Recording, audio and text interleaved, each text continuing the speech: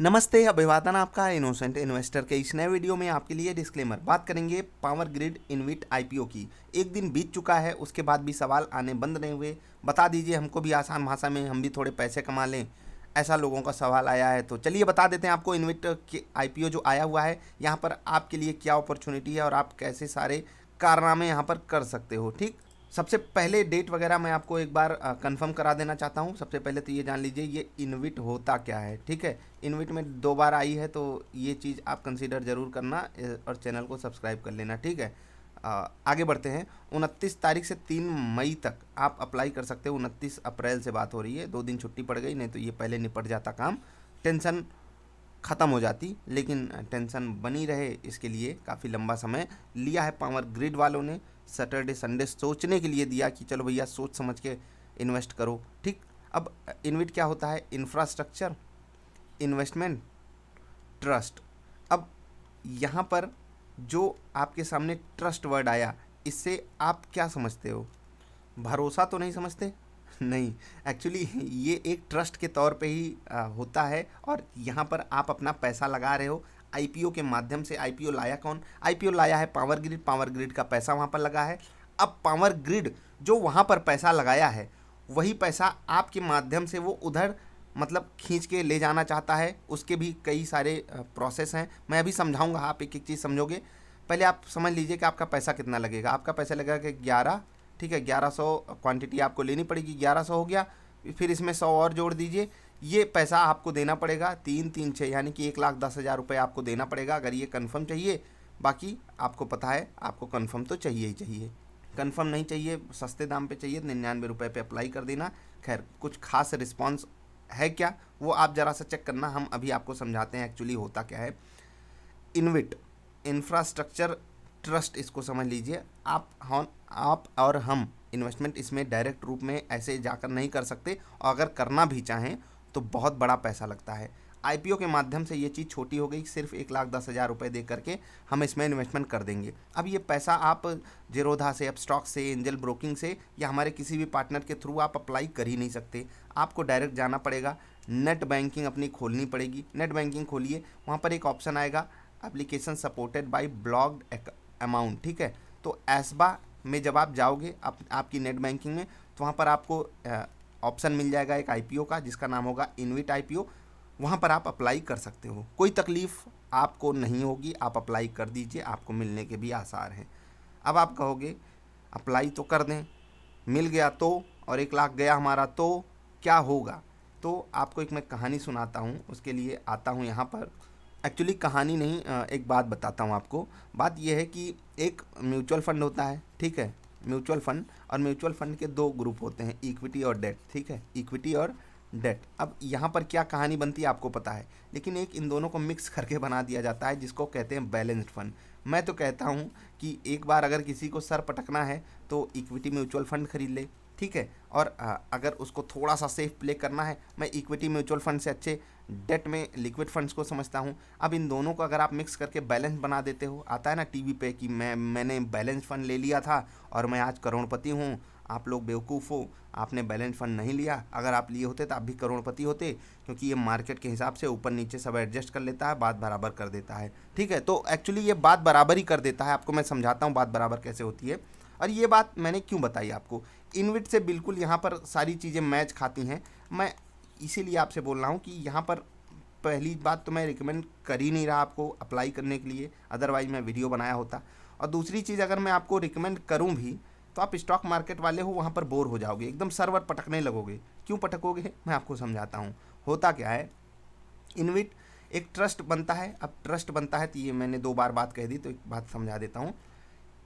Power grid ने पैसा लगाया, ठीक है, मान लेता हूँ 100 रुपये लगाया पावर ग्रिड ने एक कंपनी नहीं, एक प्रोजेक्ट में। ठीक है, एक्चुअली यहाँ पर प्रोजेक्ट में पैसा लगता है इनविट में।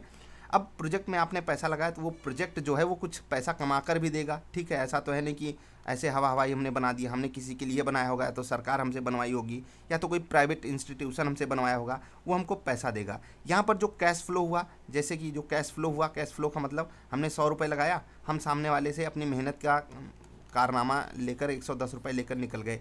अब ये जो 10% की हमारी कमाई हुई, ये हमारा प्योर प्रॉफिट है। अब ये डिविडेंड के रूप में जो भी लोग पैसा लगाए होते हैं उनको मिल जाता है, हमको आपको भी मिल जाएगा जब हम म्यूचुअल फंड के थ्रू इसमें जाएंगे। तो एक्चुअली ये म्यूचुअल फंड ही अनोखा नाम बाज़ार में लिस्ट हो जाएगा। रहता ये म्यूचुअल फंड के जैसे ही है कि हम आप सब मिलकर पैसा लगा रहे हैं, वो पैसा पावर ग्रिड उधर उधर कर दे रहा है। आई होप अभी तक आप कंफ्यूज नहीं हुए होंगे। इतना कॉम्प्लिकेटेड टर्म है इंडिया में, इन सब चीज़ों को मतलब एक सेपरेट वे में लाना चाहिए, लोग समझ ही नहीं पाते। ठीक, अब मैं समझाने के लिए अगर आगे भी आऊँ तो लोग कहेंगे भाई देखो आसान आसान बात करो। तो आसान बात यह है कि पावर ग्रिड ने पैसा लगाया था इनविट के माध्यम से। कहाँ पर पावर ग्रिड ने पैसा लगाया था प्रोजेक्ट में। ठीक है, अब पावर ग्रिड चाहता है कि ये जो इन्होंने पैसा लगाया है ये पैसा पब्लिक से खींच लें।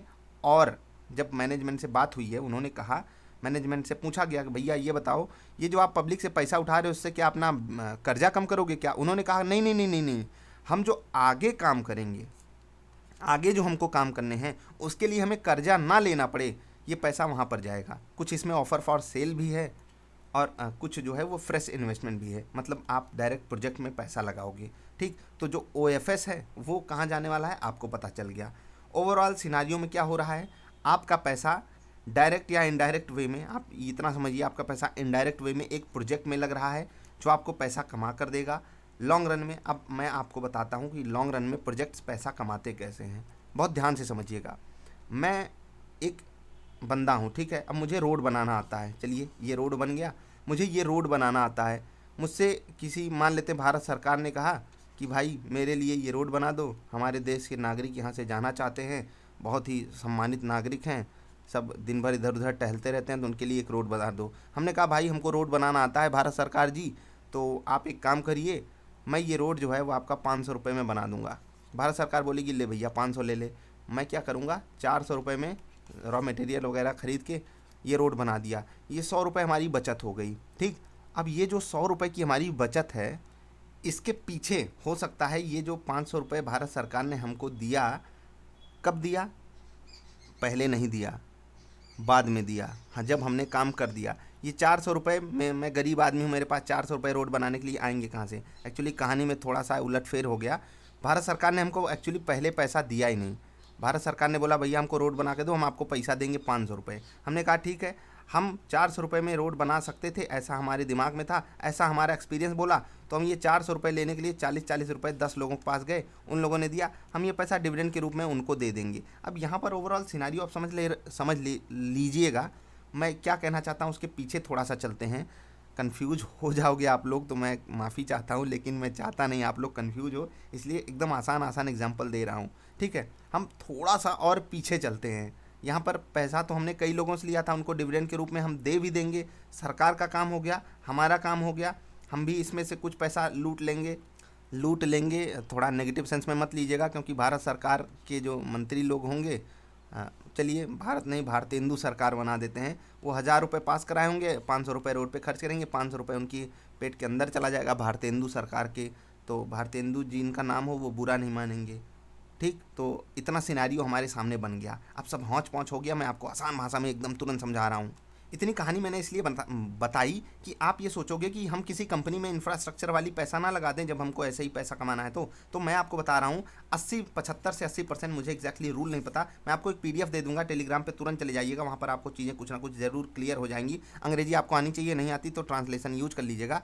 मैं अब जो यहाँ पर कह रहा हूँ वो समझिएगा। 75% आपका पैसा जहाँ पर जो इंफ्रास्ट्रक्चर जो प्रोजेक्ट्स होंगे, जो पैसा कमा रहे होंगे, वहाँ पर लगेगा। तो आप यहाँ पर रिस्क जो है वो काफ़ी कम ले रहे हो। जब आप इसको कंपेयर करोगे स्टॉक से, तो यहाँ पर कोई तकलीफ आपकी होगी नहीं। 20% पैसा आपका फिर से नॉर्मल किसी प्रोजेक्ट में जाएगा, 5-10% पैसा ही आपका बड़े रिस्क पे होता है।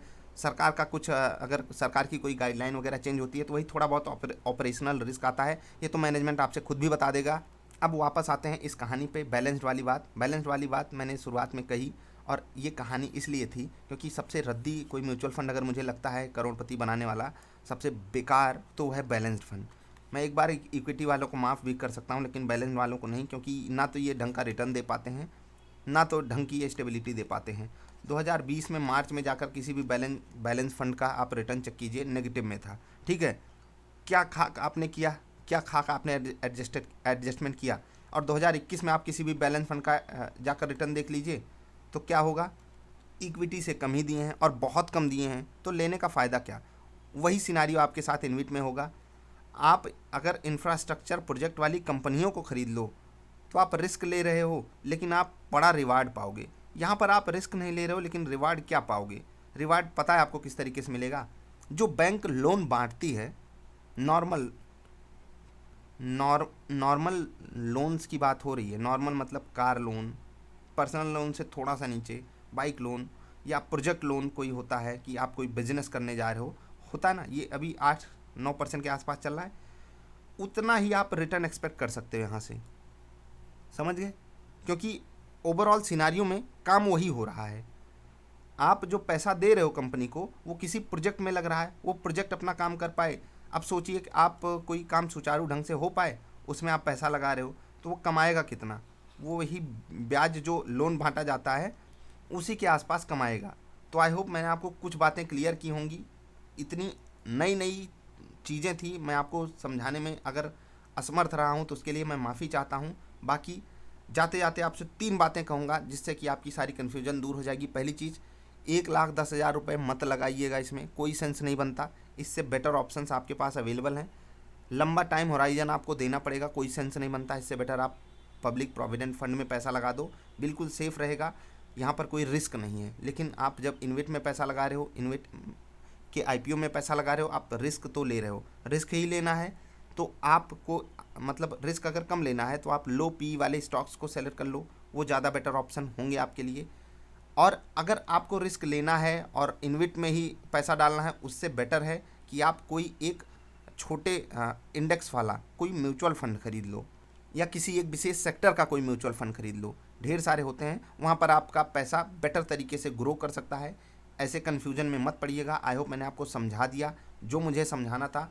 जैसे कि म्यूचुअल फंड में मुझे बैलेंस चीज़ नहीं पसंद है, वैसे ही स्टॉक मार्केट में जब ये इन्वेट लिस्ट भी होगा तो भी मुझे पसंद नहीं आएगा। अब बात करें पावर ग्रिड की, तो शुरुआत तो पावर ग्रिड से हुई थी। इन्वेट के चक्कर में कूद फांद मचा रहे हैं, कोई सेंस नहीं बनता। आप मंथली चार्ट देख लोगे, आपको खुद पता चल जाएगा ये कंपनी कितनी काबिलियत वाली है। ये कंपनी के पास जितनी काबिलियत है उसका पूरा सदुपयोग करते हैं। 2008 और उसके बाद 2016, 2016 के बाद 2017-18 आया, ठीक है, और फिर हमारे सामने क्या आया, वही रेट आया 220 का, प्यारा प्यारा रेट। वैल्यूएशन आप जाकर कैलकुलेट करोगे, आपको सब कुछ पता लग जाएगा कि ये कंपनी के पास कितनी काबिलियत है और इस कंपनी से लोगों की क्या उम्मीदें हैं। ठीक, अब यहाँ तक आप आए हो तो कुछ बातें आपके दिमाग में आ सकती हैं कि सर आप नेगेटिव बातें क्यों बोल रहे हो, कुछ पॉजिटिव भी बता देते। तो भाई देखो, आपको अगर सेफ प्ले करके थोड़ा ज़्यादा रिटर्न कमाना है, क्योंकि पावर ग्रिड दमदार कंपनी है, ये तो आप जानते हो, तो आप जाओ लगा दो पैसा। मुझे नहीं पता कि आप क्यों ऐसा डिसीजन लोगे, लेकिन अगर आपको लेना है तो ले लीजिएगा। एक मैं पीडीएफ आपके साथ टेलीग्राम पे शेयर करूँगा, वहाँ पर जाकर डाउनलोड करके पढ़ लीजिएगा तो ज़्यादा बेटर आपको जानकारी मिलेगी। अब मैं अंत में आपके लिए ये डिस्क्लेमर देता हूँ कि मुझे इन्वेट के बारे में बहुत ज़्यादा जानकारी नहीं है। मेरे पास बेसिक जो जानकारी थी वही मैंने आपको बताई है।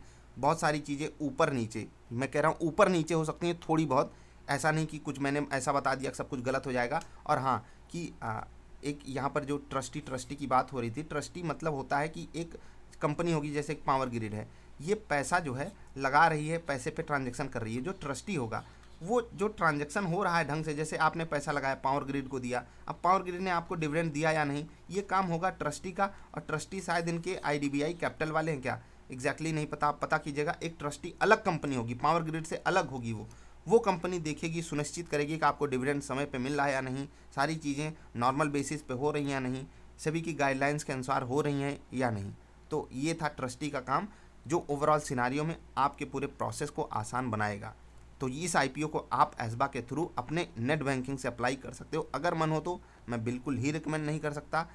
और अगर आपके पास ऐसा कोई ऑप्शन हो जिससे आप ये कहना चाहते हो कि नहीं नहीं इसमें पैसा लगाना चाहिए, तो आप नीचे बताइए, मैं अलग से एक वीडियो बनाने के लिए तैयार खड़ा हूँ। क्योंकि आप लोगों के सवाल ज़्यादा थे, इसलिए मेरी मजबूरी थी इस पर वीडियो बनाना, लेकिन ज़रूरत नहीं थी। मिलेंगे फिर से, नमस्कार।